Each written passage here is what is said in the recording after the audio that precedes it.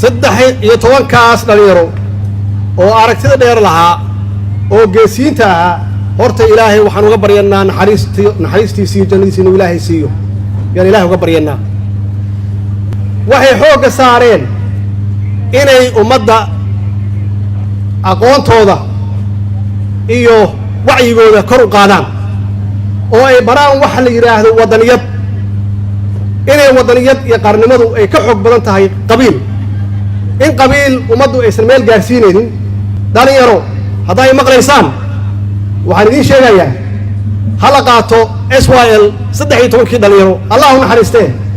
qaacidada hala qaato haddaad doonaysaan horumar haddaad doonaysaan sharaf haddaad doonaysaan dowlad wanaagsan idinkoo taageeraya waa in aad ku shaqaysaan annagana idinku hoggaamino hadduu ilaahay yidhaahdo waxaan ognahay 18 ugu dambaysay doorashooyinka la galayay dalku inuu waqti badan ka lumiyey inuu dib noo dhigay saas darteedna loo baahan yahay inaan galno qaab ka duwan qaabkaasna uu yahay shacabka inaan awood u soo celinno dhalinyarada awood u soo celinno meeshii dad yaroo kooban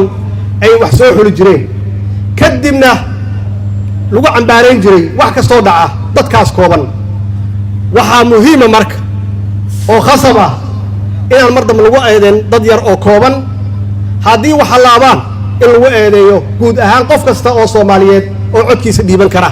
walaalayaal waqti ku darsasho iyo waqti kororsi ama extension runtii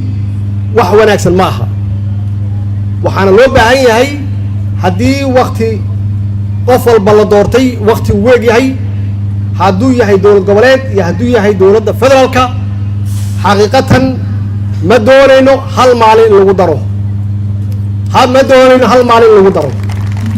maxaa yeelay waxay abuuraysaa kalsooni darro